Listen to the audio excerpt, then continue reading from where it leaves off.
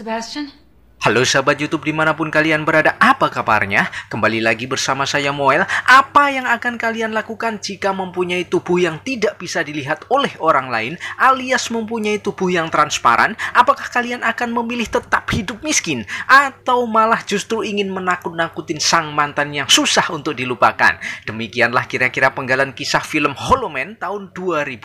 Seperti apa kelanjutannya? Langsung saja siapkan kopi duduk manis, selamat menonton, dan inilah.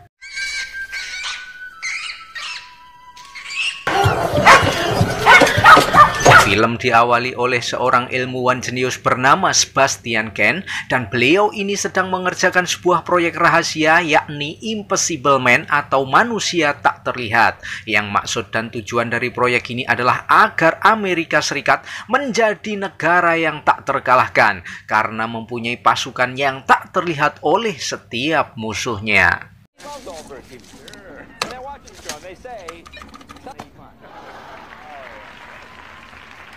Yang pada akhirnya Sebastian sudah menemukan serum atau cairan tidak bisa terlihat itu dan menyuntikkan ke 7 subjek percobaan yang semuanya adalah hewan. Namun apalah artinya semua ini jika subjek uji coba tidak akan bisa terlihat lagi seperti semula. Oleh sebab itu Sebastian sedang meneliti serum pembalikannya agar subjek yang tadinya tidak bisa dilihat bisa normal dilihat kembali.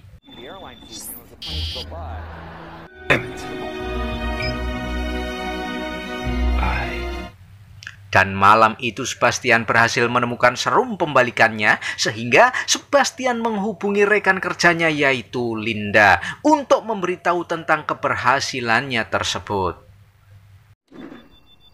Watch.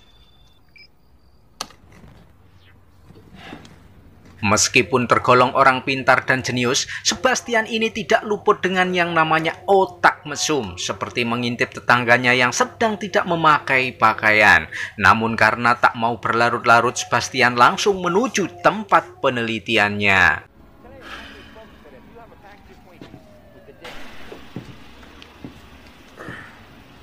Dan ini beralih ke tempat fasilitas penelitiannya, yang di situ sudah ada rekan kerjanya bernama Matthew yang sedang ingin membius seekor gorila yang menjadi subjek percobaan. Namun terjadi insiden yang membuat gorila tersebut mengamuk dan keluar dari tempatnya tepat pada saat Sebastian tiba di sana.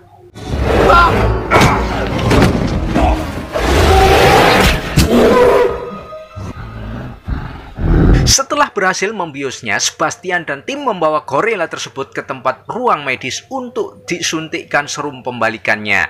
Di sini kita akan melihat sesuatu yang sangat luar biasa ketika serum disuntikkan dan mulai perlahan masuk melalui urat nadinya. Namun tiba-tiba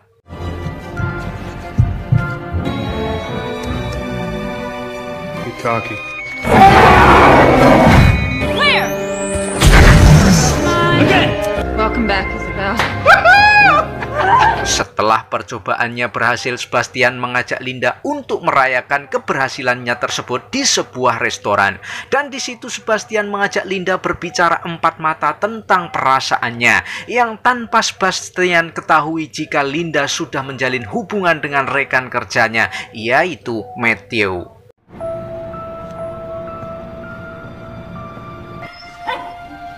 What's it like? Esok harinya Sebastian dan tim menemui komite yang telah mendanai proyek tersebut. Namun di sini Linda dan Matthew cukup terkejut dengan pernyataan Sebastian yang mengatakan jika proyek ini belum sempurna, yang padahal jelas-jelas jika mereka ini sudah menemukan serum penghilang dan pembalikannya. And if you can't make it work, I'll find another Sebastian Kane who can. Alasan Sebastian melakukan hal tersebut adalah karena Sebastian tidak mau kehilangan proyeknya tersebut. Hilang begitu saja, karena jika mengaku sudah sempurna, maka proyek tersebut akan diambil alih oleh komite dan Sebastian akan kehilangan begitu saja. Oleh sebab itu, Sebastian mencoba mengulur waktu dengan alasan penyempurnaan proyek tersebut. Make history by following the rules. You make it by seizing the moment.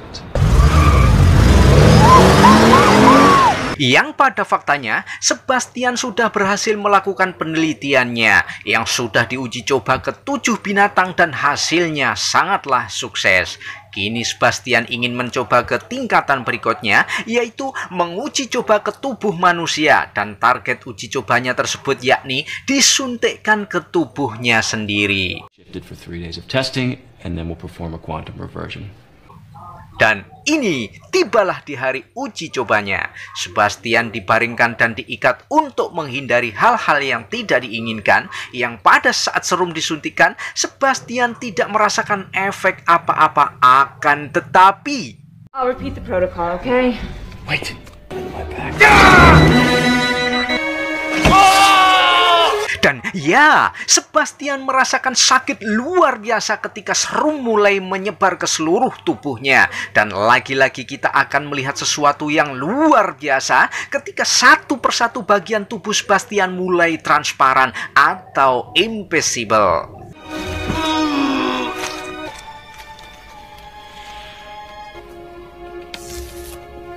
Setelah beberapa jam akhirnya Sebastian terbangun dan mulai berteriak-teriak karena matanya silau oleh cahaya lampu yang disebabkan dari kelopak matanya yang kini sudah mulai transparan. Alhasil tidak bisa menghalangi cahaya yang masuk ke retina matanya.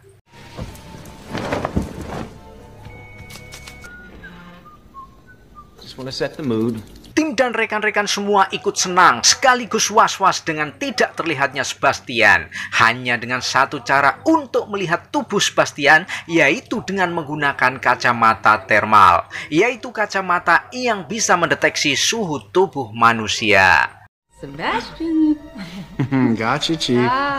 Well, just remember, it's still my project. Singkat cerita, malam pun tiba. Dan ini adalah Sarah yang ditugaskan untuk menjaga fasilitas sekaligus untuk menemani Sebastian malam itu.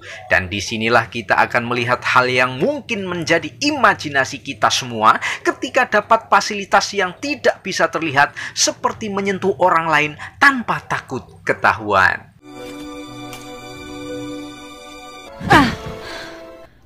Sebastian?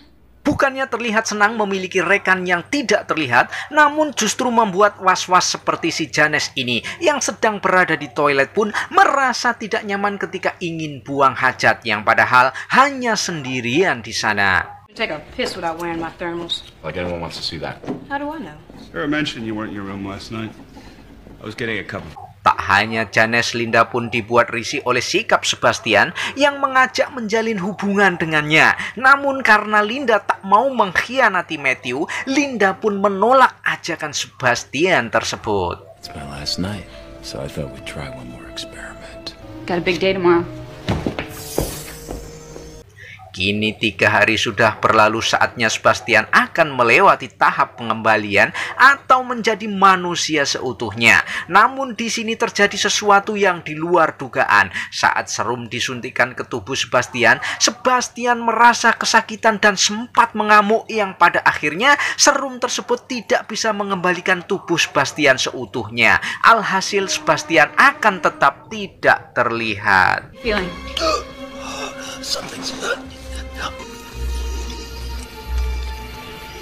Terlihat Matthew sedang merevisi serumnya, dan sambil menunggu hasilnya, Sebastian dibuatkan topeng dari bahan latek yang hingga waktu yang masih belum bisa ditentukan. Namun setidaknya kini Sebastian bisa dilihat oleh mata telanjang. Okay, let's see if we can't try to figure out what went wrong. Matthew yang berusaha keras untuk merevisi serumnya, namun nampaknya masih belum berhasil juga. Sementara Sebastian yang sudah jenuh dengan kondisinya itu meminta izin pada rekan kerjanya juga, yaitu Carter, untuk keluar sebentar menghirup udara bebas. Wait a minute, going out. Hold on a second. Wait, Dr. K. Meski Carter tidak mengizinkannya, namun Sebastian tetap memaksa untuk pulang ke apartemennya dengan menaiki mobil sportnya. Di tengah perjalanan, Sebastian mulai iseng dengan menakut-nakuti 2 anak kecil hingga teriak-teriak ketakutan. Hello? Hey, it's Carter. We got a problem. Sampai di apartemennya, Sebastian melihat tetangga sebelahnya tidak memakai pakaian sehingga timbul ide gila untuk menyatroni tetangganya tersebut.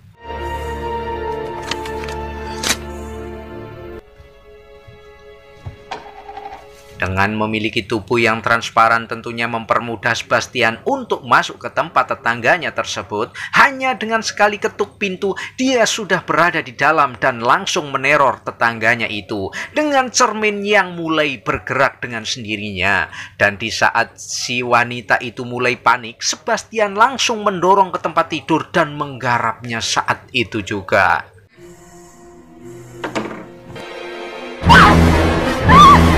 Di waktu yang sama, muncullah Linda di apartemen Sebastian. Namun ketika mengeceknya, Sebastian tidak ada di tempat, lantas memutuskan untuk kembali ke fasilitas dan memberitahu semua rekan-rekannya untuk bersiap-siap dengan segala peralatan, salah satunya yaitu pistol bius untuk membawa Sebastian kembali lagi.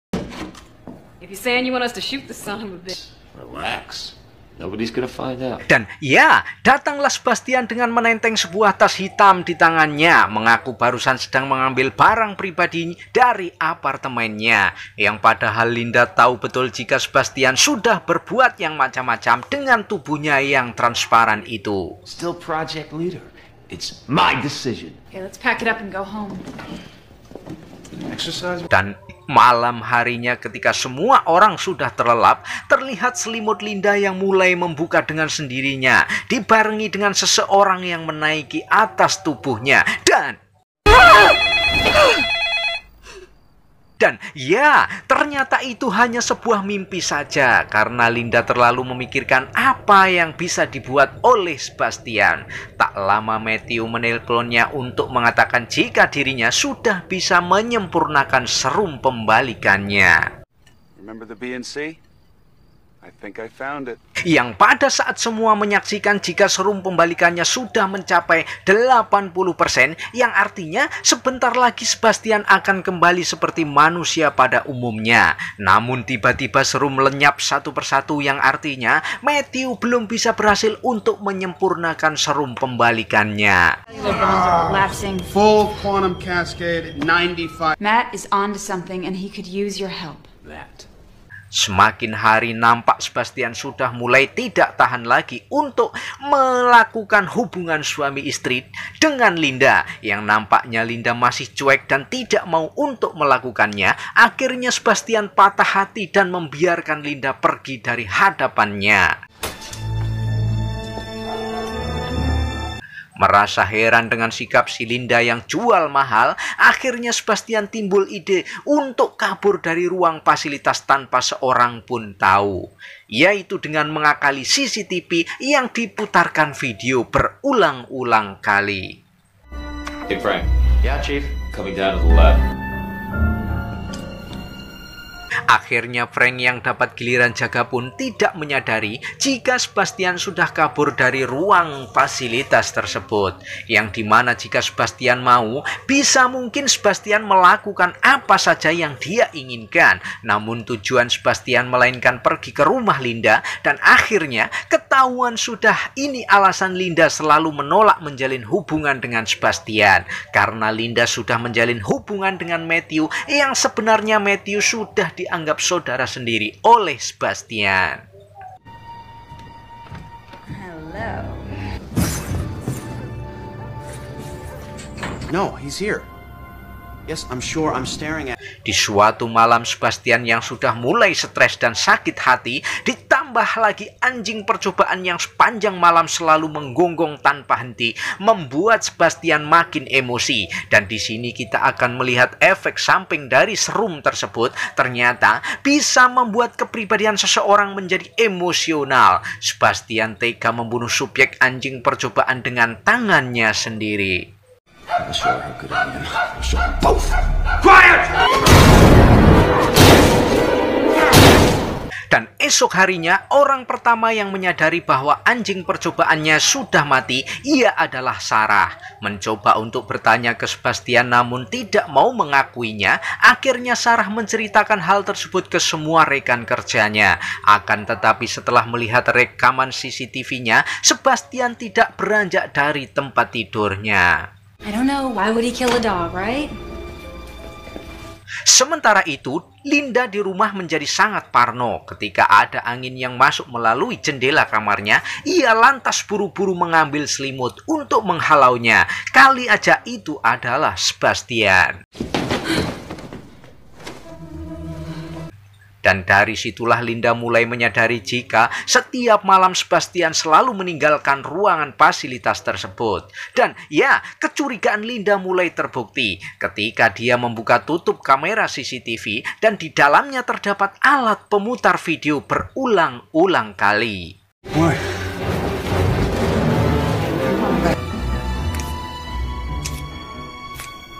Dengan sigap Linda kemudian memanggil semua rekan-rekannya tepat ketika Sebastian baru saja kembali dari luar, yang tanpa mereka sadari jika Sebastian sudah berada di situ.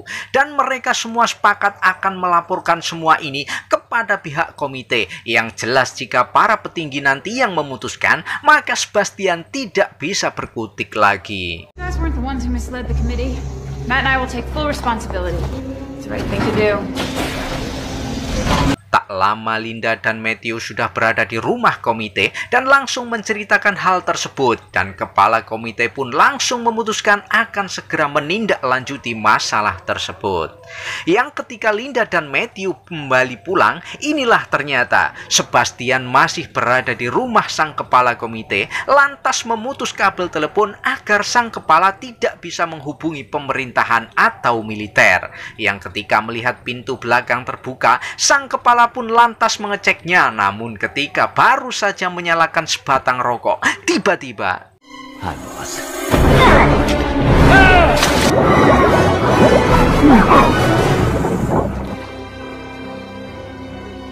dan esok harinya Linda dan Matthew dikagetkan oleh berita jika sang kepala komite sudah meninggal dunia. Yang ketika Linda ingin keluar fasilitas tersebut, ternyata kode keamanan lift yang berada di fasilitas sudah diganti oleh seseorang. Alhasil mereka semua tidak bisa keluar dari ruangan tersebut kecuali Sebastian.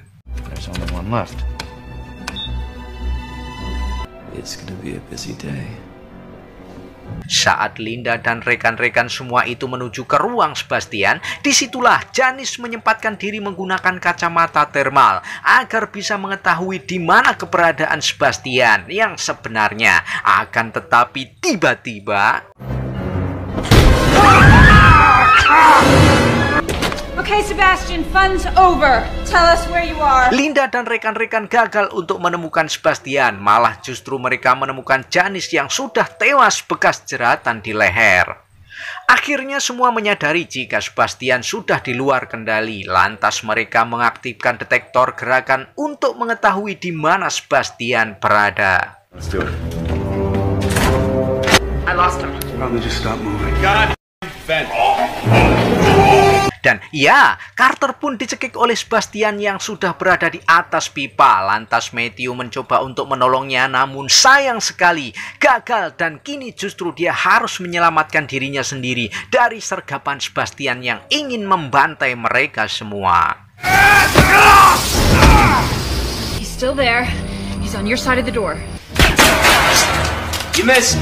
Hey, I think that. Setelah pistol biosnya habis, Matthew mencoba menggunakan tabung pemadam kebakaran untuk mengetahui di mana posisi Sebastian berada. Namun karena gerakan Sebastian terlalu cepat, alhasil Matthew gagal mengetahui di mana Sebastian berada. Justru beruntung datanglah Linda yang berhasil menarik Matthew keluar dari ruangan tersebut.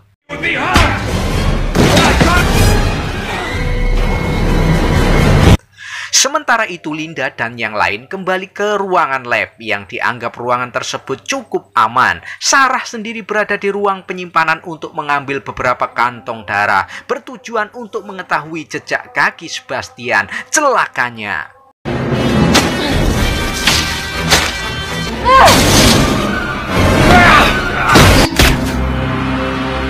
Tak lama datanglah Linda, Matthew, dan Frank yang menyadari jika Sarah sudah meninggal dan Frank sendiri tewas ditusuk dari belakang, sehingga kini tinggallah Linda dan Matthew yang terjebak di ruangan pendingin.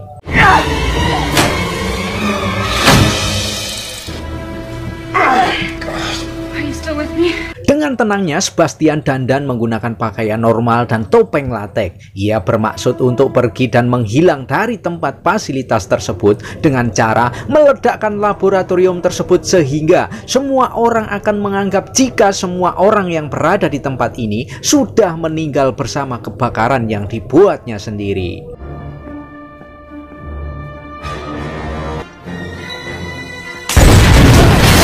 Sebastian yang sedang menyiapkan bahan peledak, sementara Linda berusaha untuk keluar dari ruang pendingin dengan cara merubah alat pacu jantung menjadi magnet berdaya kuat tinggi yang mampu untuk menggerakkan batang kunci pintu, yang dimana Linda meninggalkan Matthew di samping api penghangat agar bisa segera mencegah Sebastian keluar dari tempat ini.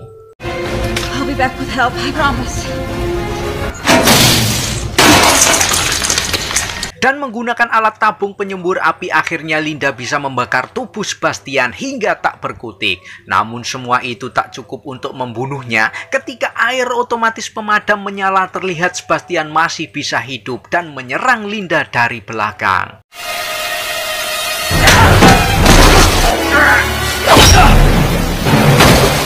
Dan beruntung datanglah Matthew yang membuat Sebastian jatuh tersungkur. Namun ada hal yang terlupakan, yang ketika mereka tidak memastikan kondisi Sebastian dulu sudah meninggal atau belum, mereka langsung menaiki tangga darurat samping lift tanpa menyadari jika Sebastian tiba-tiba datang menghalangi mereka untuk keluar hidup-hidup dari sana.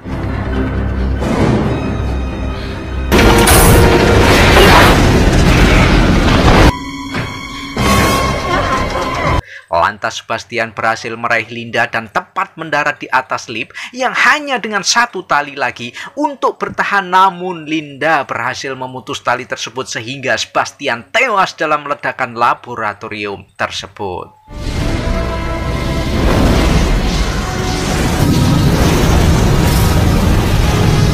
Tamat. Terima kasih sudah menonton. Jangan lupa like, komen, dan subscribe. Saya Moel mengucapkan terima kasih, pamit undur diri, dan sampai jumpa.